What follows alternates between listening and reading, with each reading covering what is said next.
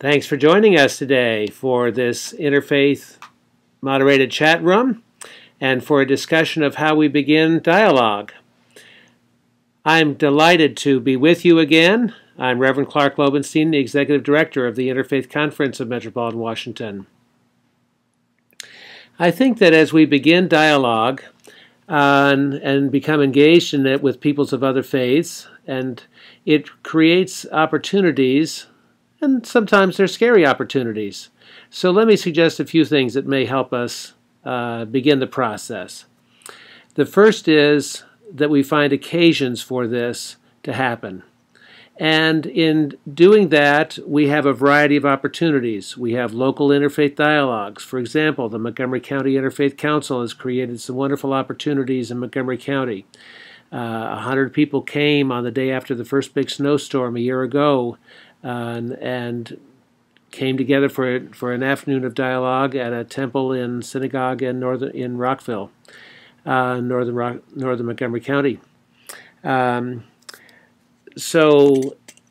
I want to suggest that another wonderful opportunity for you is on this Sunday afternoon, August 7th, from 5 to 8 o'clock in the evening, when you have the opportunity to be part of the Amazing Faiths Dinner Dialogues. We're bringing together people from across this region, in homes across this region, 8 or 10 or 12 people in each home, potluck vegetarian meal, the opportunity with a trained facilitator to engage people of different faiths in answering some wonderful questions from the Houston Metropolitan Ministries, our colleagues there. This is our 4th year of doing this, and we're looking forward to having this opportunity again. A second key thing is, and it's another opportunity, but it's a specific kind of opportunity, and that is to attend a worship service in a different faith tradition, one that you're not familiar with or one that you're only tangentially familiar with. So again, the Montgomery County Interfaith Council has scheduled these on a quarterly basis, and we've done that before in the Interfaith Conference, and you may have other opportunities that I'm not referring to, but that you know about. That's great. So you may find also the opportunities for you are created by reading something in the paper.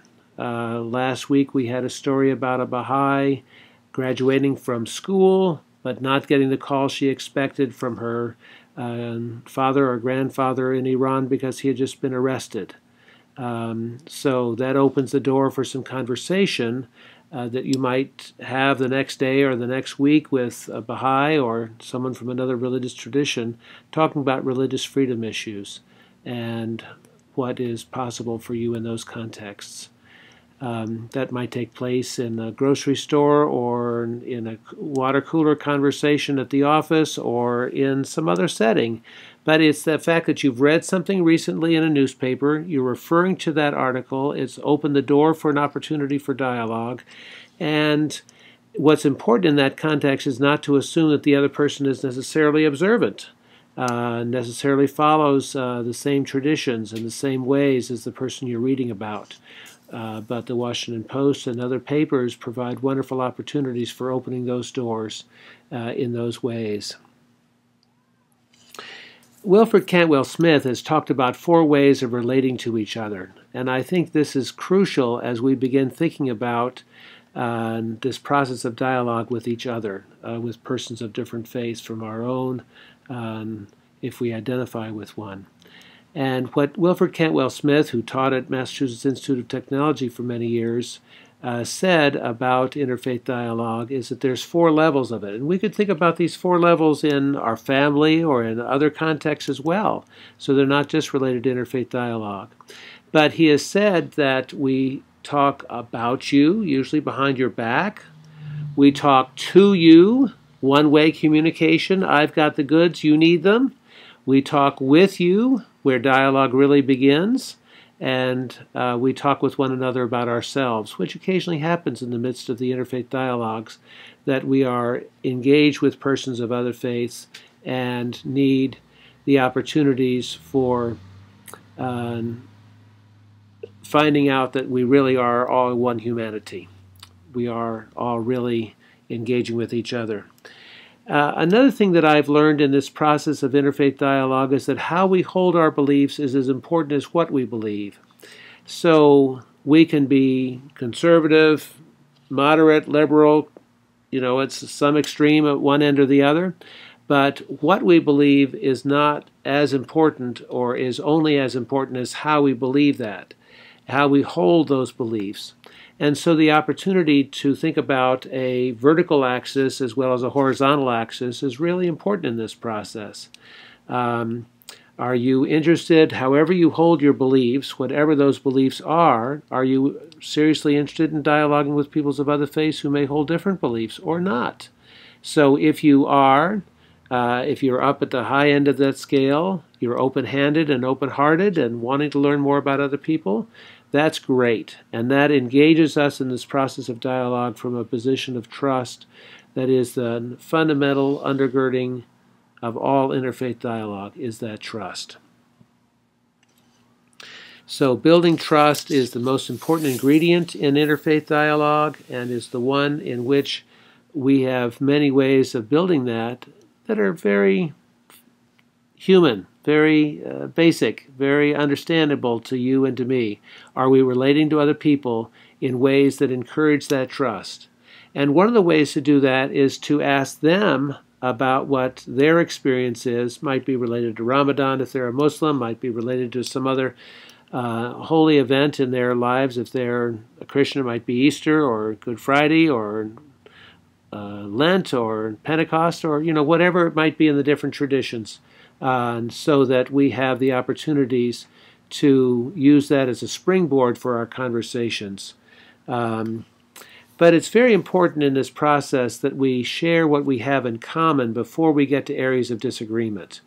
I can so well remember being called by a campus minister at an area university who was so excited that the Jewish and Christian and Muslim students were finally ready to talk with each other, and he asked if I would come and lead a conversation about the Middle East. I said I'd be delighted to come and lead a conversation, but I'm not starting with the Middle East. We'll get into big conversations over what happened in this village or that village in this day of 1948, and we'll get nowhere in this conversation. We have to start with what we have in common before we get to areas of disagreement. And a key thing in building trust is to be as eager to learn as we are to share. So asking other peoples about what they're going on is key to this process of engaging, building trust. But if your faith is important to you, don't leave it at the door. Bring it with you.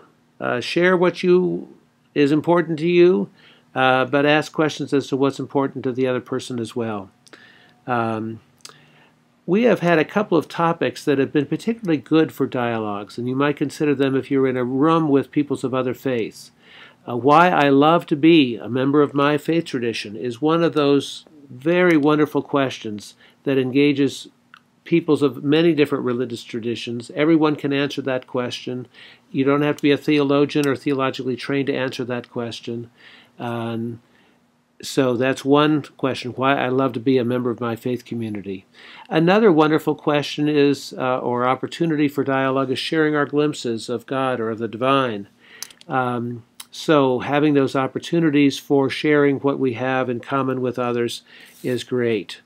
A third opportunity that we have for building trust with each other is being willing to speak out about the excesses in our own tradition and not waiting for others to do that.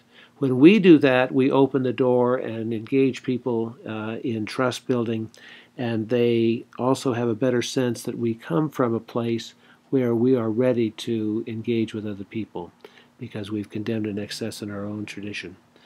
A fourth very common practice, but one that I would encourage us not to use, is to compare our saints with their sinners. So I say that's no fair. We're always going to win that argument. And the point in interfaith dialogue is not about winning arguments. It is about engaging peoples of other traditions in a way that builds understanding about their tradition and enables you to share about your tradition and what's important in it. Thank you, and I look forward to the rest of our time together. This is Clark Lobenstein again, the director for the Interfaith Conference.